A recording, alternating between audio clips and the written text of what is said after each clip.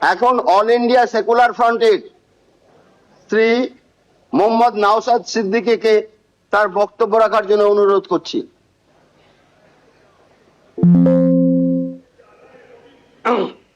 ধন্যবাদ speaker sir. আপনাকে all India secular front পার্টির পক্ষ থেকে স্বাগত জানাচ্ছি স্পিকার নির্বাচিত হওয়ার জন্য। আমরা আশা করব আগামী 5 বছর আপনার নেতৃত্বে এই অগাস্ট হাউস তার গরিমাকে বহন করে চলবে এবং সাথে সাথে আমরা যারা বিরোধী আছি তাদের সর্বোৎকৃষ্ট জায়গা মতামতের জায়গা হচ্ছে এই অগাস্ট হাউস। আমরা আমাদের মতামত নির্দ্বিধায় নির্বিঘ্নে এখানে রাখতে পারবো এবং যারা শাসক দলে আছে আমাদের মতামতের ভিত্তিতে গঠনমূলক অবশ্যই যেগুলো হবে সেগুলোকে গ্রহণ করবেন। স্পিকার স্যার, আপনার অনুমতি নিয়ে দু একটা কথা বলবো, যদি এই প্রসঙ্গ নয়। সত্যি আমি আজকে বসে খুব ফিল করছিলাম, হাসছিলাম মনে মনে। আজকে তাপস রায় বাবু যে কথাগুলো বলছেন খুব একটা ফেলে দিওয়ার নয়। আমি আমি আমি আমি বলবো, আমি 2021 সালে নির্বাচন হওয়ার পরে 6টা মাস এমন দিন পার করেছি, আমার মনে হচ্ছিল যে আমি ইস্তফা দিয়ে দিই, অন্তত আমার ছেলেগুলোর উপর অত্যাচার যদি বন্ধ হয়। এই সময় ফিল করেছি, পার করেছি। পোস্ট পোল ভায়োলেন্সে 2021 সালে, আমি এতে কিন্তু বিজেপিকে দৌড়ার সার্টিফিকেট দিচ্ছি না, কিন্তু 2021 সালে যে সমস্যার সম্মুখীন আমরা হয়েছিলাম, আমাদের কর্মী খুন হয়েছিল, একাধিক বাড়িঘর লুটপাট হয়েছে, ভাঙচুর হয়েছিল, সেই অর্থে। তবে হ্যাঁ, একটা জিনিস, এই 2026-এ দাঁড়িয়ে কিন্তু বেশ কিছু ধর্মের স্থান আক্রান্ত হয়েছে। মাননীয় মুখ্যমন্ত্রী মহাশয়কে এবং বিজেপি যারা আছে তাদেরকে বলবো সেইগুলো আপনারা লক্ষ্য রাখবেন, সেগুলো লক্ষ্য রাখবেন। আজকে এই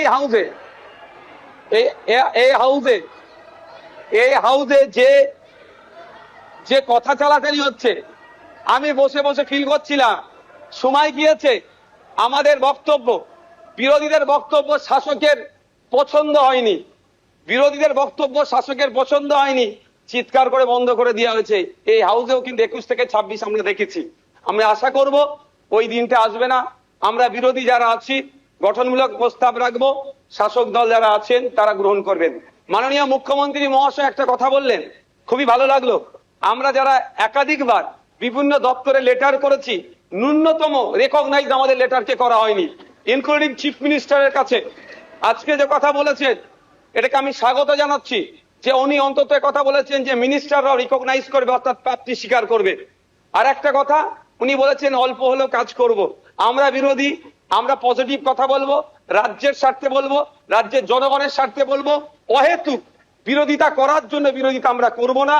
সুতরাং মুখ্যমন্ত্রী মহাশয়কে বলবো, অল্প নয়, আমরা যেগুলো আর্গুমেন্ট করব, আমরা যে ডিমান্ডগুলো রাখবো, ব্যক্তি স্বার্থের জন্য নয়, মানুষের স্বার্থে, নির্বাচিত হয়ে এসেছি তাদের স্বার্থে, সেগুলো আপনি পুরোপুরি যদি আমাদের জন্য, বাংলার মানুষের জন্য করেন, আমরা আপনার কাছে অবশ্যই কৃতজ্ঞ থাকবো।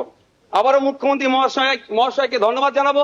দীর্ঘদিনের স্বপ্ন এটা আমাদের সকলেরই, যে আমাদেরকে নির্বাচিত করে এই হাউসের মধ্যে পাঠাচ্ছে। মাসের শেষে আমরা 1,21,000 টাকা নিয়ে বাড়ি যাচ্ছি।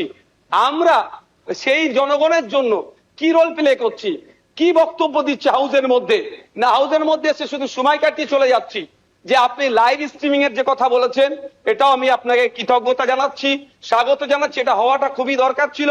বাংলার মানুষ অন্তত আগামী নির্বাচনগুলোতে তাদের জনপ্রতিনিধি হিসাবে কাদেরকে চুজ করবে, কেমন মানুষকে পাঠানো দরকার, তারা যেখানে বাংলার আইন তৈরি হচ্ছে আগামী 5 বছর বাংলার শিক্ষা, স্বাস্থ্য, কর্মসংস্থান থেকে শুরু করে কৃষকের রুজি রুটির প্রশ্নে, প্যারা টিচার থেকে শুরু করে বিভিন্ন ক্ষেত্রে সমকাজের সমবেতন নিয়ে, এক কথায় আগামী 5 বছর বাংলা কিভাবে চলবে, বাংলার মানুষের স্বার্থে কি আইন তৈরি হচ্ছে, আইন পজিটিভ। একটু ছোট করুন। বিরোধী স্যার, শেষ করবো। বিরোধী হলেও স্যার একটা দিন সুযোগ পাচ্ছি বলার, এরপর তো টাইম মেনটেন করে দেবেন। তো স্যার সেই জায়গাগুলো লাইভ যেটা আছে সেটা আমি স্বাগত জানাচ্ছি।